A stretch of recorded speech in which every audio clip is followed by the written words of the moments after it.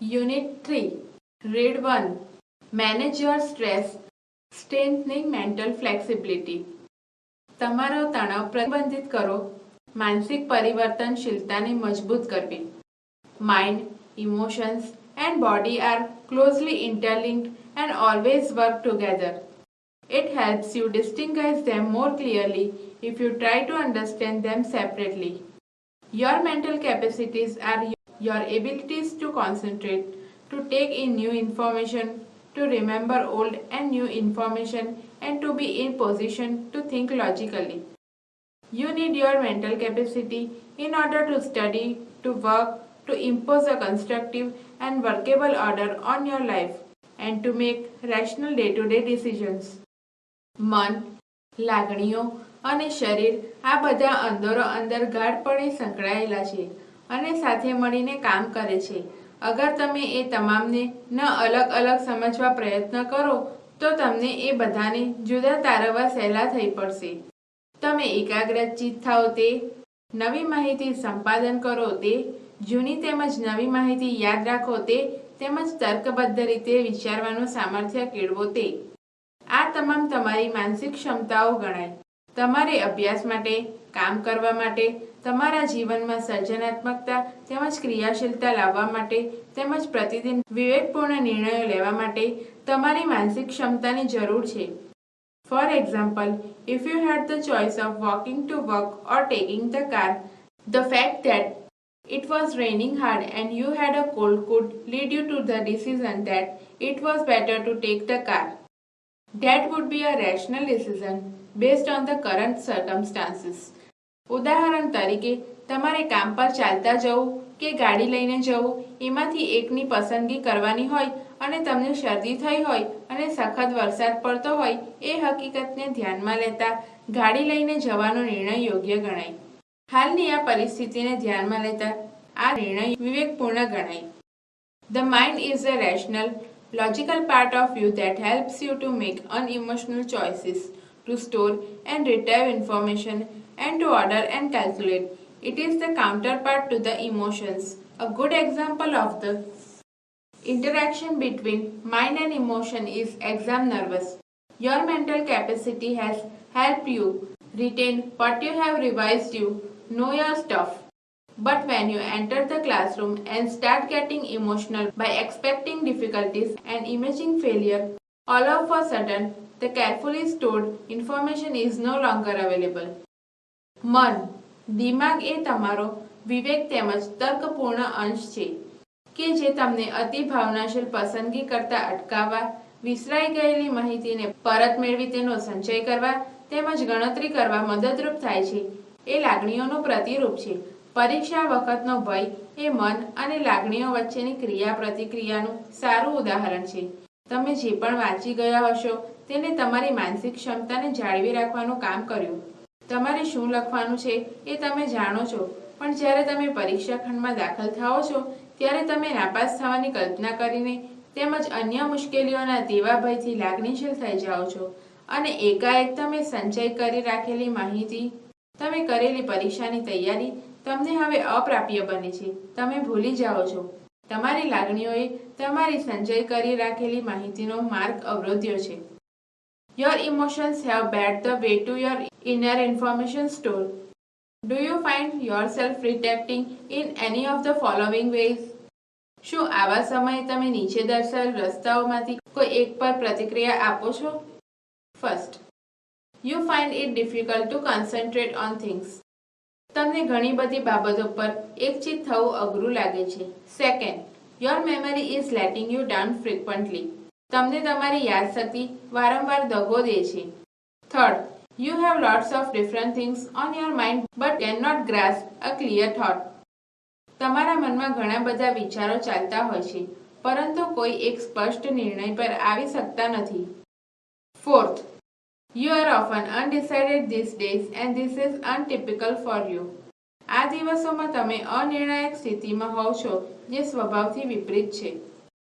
Fifth, you make longer to do tasks that you were able to complete quite quickly before. જે કામ તમે ઘણી ઝડપથી પતાવી શકો તેમ હો છતાં પણ તે કામ પૂરા કરતા તમને ઘણો સમય લાગે છે. Sixth, you start lots of things but don't finish any. તમે અગાઉના કોઈ કામ પૂરા કર્યા વગર જ ઘણા અન્ય કામ હાથ ધરો છો. If yes, then it gives a sign of mental stress present in you. The better you deal with stress, the less your mental capacity will be affected. The following exercises will help you build better stress resilience and rebalance yourself if your mental capacity has already started to suffer due to stress. જો હા તો એ તમારામાંના માનસિક તણાવની સ્થિતિ છે. તમે જેટલી સારી રીતે તણાવ ઉકેલશો તેટલી તમારી માનસિક ક્ષમતા પર ઓછી અસર થશે. જો તણાવને લીધે તમારી માનસિક ક્ષમતા પર અસરથી શરૂ થઈ ચૂકી હોય તો નીચેની કવાયતો અને તણાવનું નિયમન કરવા અને તમારી જાતનું સંતુલન જાળવવામાં મદદરૂપ થશે. Stop overthinking. અતિશય વિચારવાનું બંધ કરો. When tasks and pressures start building up, the mind can sometimes go into overthinking and you come to the thought, I wish there was a switch in my head that I could flick and turn off all the thoughts going around in my mind. It is not that easy. There is a technique to help yourself during the program of overthinking. જ્યારે કામ અને દબાણ વધવા લાગે ત્યારે ક્યારેક મન વધારે પડતા વિચારે ચડી જાય છે અને તમને વિચાર આવે છે કે જો મારા મગજમાં સ્વિચ હોત કે જે હું ચાલુ બંધ કરી શકું તો મારા મગજમાં ફરતા બધા વિચારોને મેં બંધ કરી દીધા હોત. આમ કરવું સહેલું નથી. અતિ વિચારની સમસ્યા દરમિયાન તમારી જાતને મદદ કરવા ઘણી તરકીબો છે. Say to yourself repeatedly during the day, I have no expectation and I will deal with whatever happens when it happens. દિવસ દરમિયાન તમે તમારી જાતને વારંવાર કહેતા રહો, મારી કોઈ અપેક્ષાઓ નથી અને હું જે પણ જ્યારે પણ થશે ત્યારે તે ફોડી લઈશ. When you think about a stressful day that lies in front of you, your thoughts run approximately like this. Oh my God, I have so much to do. I must do X and Y and Z, and after that A and B need to get sorted out as well. I don't know how I am going to do it all. I won't even have time to eat. જ્યારે તમે તમારી ક્ષમતાના તણાવયુક્ત દિવસ વિશે વિચારો છો ત્યારે તમારા વિચારો લગભગ ના રીતે ચાલતા હોય છે. હે ભગવાન, મારે કેટલું બધું કરવાનું બાકી છે. મારે X અને Y અને Z કરવાનું છે. ત્યારબાદ વળી પાછું એ તથા બીની સમસ્યા ઉકેલવાની તો બાકી જ રહે છે. મને ખબર નથી પડતી કે આ બધું હું કેવી રીતે કરીશ. મને જમવાનો પણ સમય નહીં મળે. Basically the day hasn't even started but you are already in a tease. What is happening is that your mind is racing ahead of you and anticipating how tired and stressed you will feel once you have completed all the tasks ahead. These frantic thoughts start weakening your energy and as a result, you are entering into a busy day with only half of your normal energy. Then when you end up shattered at the end of day, you seem to have proved work right all along. You had a dreadful day and you feel physically drained.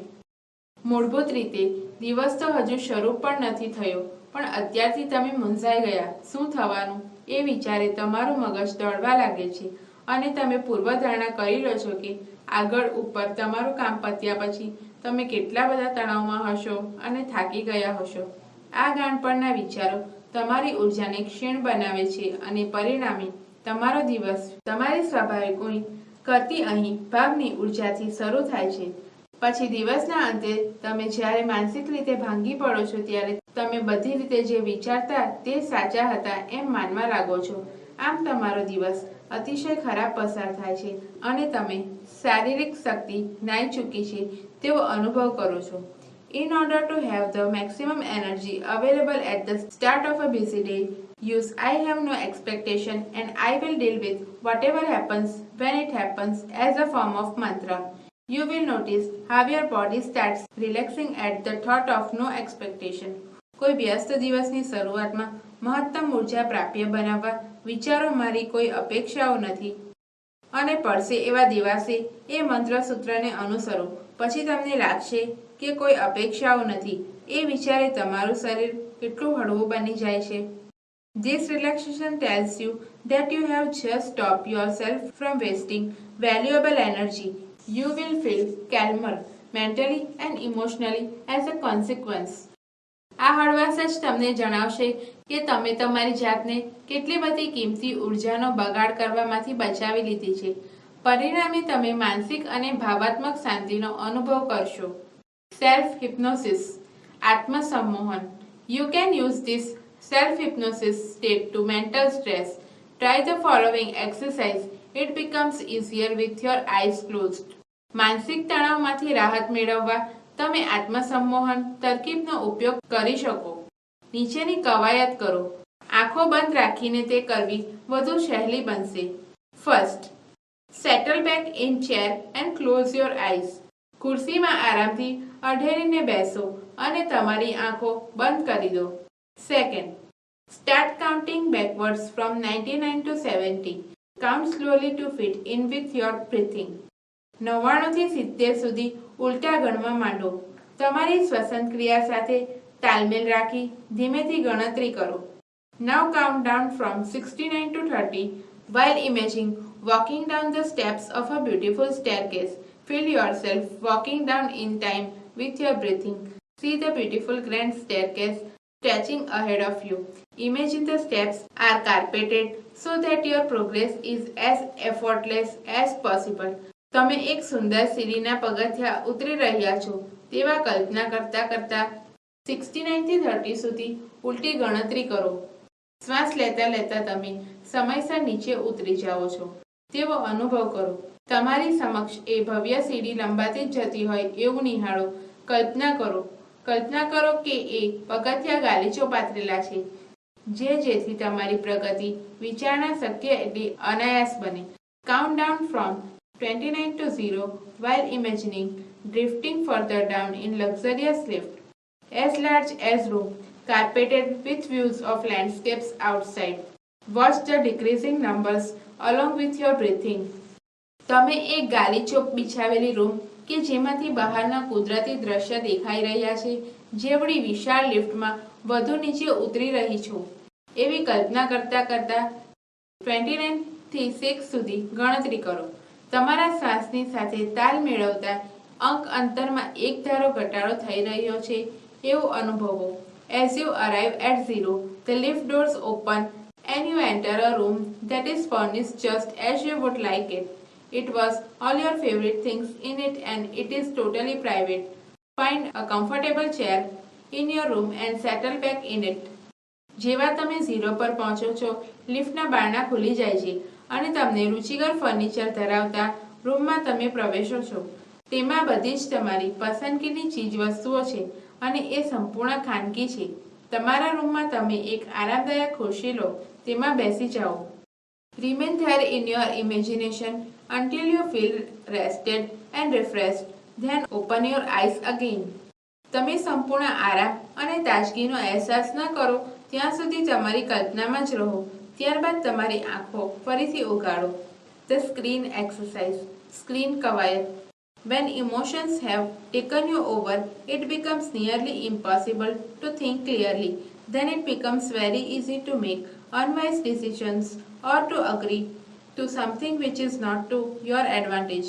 The screen exercise shows you how to step back and emotionally detach yourself from your current situation so you can see more clearly what is going on. જ્યારે તમારા મન પર લાગણીઓ હાવી થઈ જાય છે ત્યારે સ્પષ્ટપણે વિચારવું લગભગ અશક્ય થઈ જાય છે. એ પછી મૂર્ખામીભર્યા નિર્ણયો લેવાનું કે તમારા હિતમાં નથી એવી બાબતોને સ્વીકારી લેવાનું ખૂબ જ સરળ થઈ જાય છે.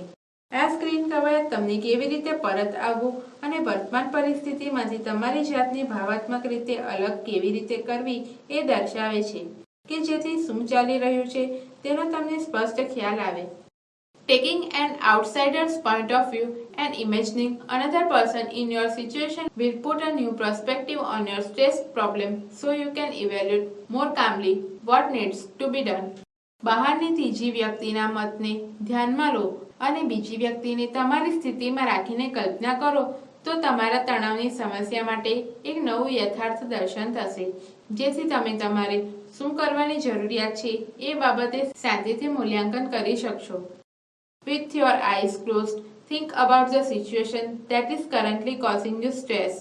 આંખો બંધ કરીને તમને અત્યારે જે પરિસ્થિતિ તણાવ થઈ રહ્યો છે તેના વિશે વિચારો.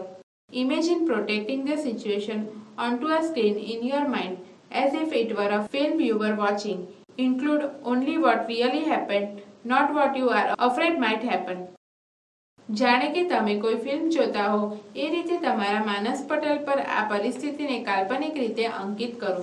તેમાં તમને થવાનું છે એનો ડર લાગે છે તે બાબતો નહીં, પરંતુ જે થઈ ચૂક્યું છે માત્ર તે બાબતોનો સમાવેશ કરો. Replace yourself in the film with someone else of the same gender. તમારા જ લિંગની ફિલ્મમાં દર્શાવેલ વ્યક્તિ તમે પોતે જ છો એમ માની લો. Watch the film as an outside observer. How do you feel about what is going in the film? What advice would you give the person who is replacing you on the screen? Open your eyes again and act on your own advices. તમે બહારના દર્શક નિરીક્ષક તરીકે રહીને જ film નિહાળો. ફિલ્મમાં જે ચાલી રહ્યું છે તેનો તમને કેવો અહેસાસ થાય છે? તમારી જાતને ફિલ્મમાંની જે વ્યક્તિને સ્થાને મૂકી છે તેને તમે શી સલાહ આપશો? ફરી એકવાર તમારી આંખ ખોલી દો અને પેલી સ્ક્રીન પરની વ્યક્તિને જે સલાહ આપી એ પ્રમાણે વર્તવાનું શરૂ કરી દો. Anticipating success. સફળતાની પૂર્વધારણા કરો. When life becomes too hectic, we can end up feeling mentally tied in knots. Nothing seems easy and positive. Pessimism sets in and we cannot see a way out of our current problems. We can open a source of optimism with the technique of anticipating success. જ્યારે આપણું જીવન અતિશય પ્રક્ષુબ્ધ બની જાય ત્યારે આપણે માનસિક મૂંઝવણમાં મુકાઈ જઈએ છીએ. કશુંય સરળ અને હકારાત્મક લાગતું નથી. નકારાત્મકતા ઘર કરી બેસે છે અને સાંપ્રત સમસ્યાઓમાંથી કોઈ રસ્તો નીકળતો દેખાતો નથી. આપણે સફળતાની પૂર્વધારણાની તરકીબથી હકારાત્મકતાનો સ્ત્રોત શરૂ કરી શકીએ છીએ. Settle back in chair and close your eyes. ખુરશીમાં આરામથી અઢેલીને બેસો અને તમારી આંખો બંધ કરી દો.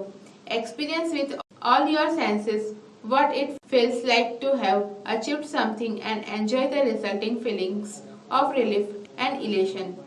તમે જે કાંઈ મેળવ્યું છે એ કેવું લાગે છે તેનો અનુભવ તમે તમારી સમગ્ર બુદ્ધિ ગ્રાહ્યતાથી કરો અને તેનાથી પરિણમતી રાહત અને આનંદની લાગણીને માણો. Hang on the positive feelings and bring them back with you into the here and now. Open your eyes again. મનમાં સતત હકારાત્મક લાગણીનો ભાવ રાખો અને એ લાગણી ભાવને તમે જ્યાં પણ હો ત્યારે હરદમ તમારા મનમાં સ્થિર કરો. ફરી એકવાર તમારી આંખો ખોલો. Make sure you don't get all tangled up in considerations about how the situation will resolve itself. It will look after itself as long as you keep your aim firmly in mind. If you stay confused on a positive outcome, you can think more clearly and you will make better decisions, which will eventually lead to the desired results. ખાતરી કરી લો કે તમે તમારી ધારણાઓમાં આ પરિસ્થિતિનો હલ કેવી રીતે નીકળશે એ બાબતે તમે ગૂંચવાઈ તો નથી ગયા ને? તમે અગર દ્રઢ નિશ્ચયી હશો તો પરિસ્થિતિ આપમેળે તેનો હલ શોધી લેશે. જો તમે હકારાત્મક પરિણામ અંગે એક ચિત્ત કૃત નિશ્ચય હશો તો તમે વધુ સ્પષ્ટપણે વિચારી શકશો અને વધુ સારા નિર્ણયો રાખશો જે તમને અંતે અપેક્ષિત પરિણામો તરફ દોરી જશે. If there could be a number of different positive outcomes, then simply concentrate on visualizing one version today and another version tomorrow. This is not an exercise in currently predicting the future, but rather a way of clearing negative thoughts from your mind and focusing on a positive state. જો ઘણા જુદા જુદા હકારાત્મક પરિણામોની શક્યતા લાગતી હોય તો તમે આજે તેમાંના માત્ર એક પર ધ્યાન કેન્દ્રિત કરો અને બીજા વિશે બીજા દિવસે વિચારજો. આ કોઈ એવી કવાયત નથી કે જેનાથી ભવિષ્યની સાચી આગાહી થઈ શકે, પણ મનમાંથી નકારાત્મક વિચારોને જાકારો આપવાનો અને હકારાત્મક સ્થિતિ પર ધ્યાન કેન્દ્રિત કરવાનો એક ઉપક્રમ છે.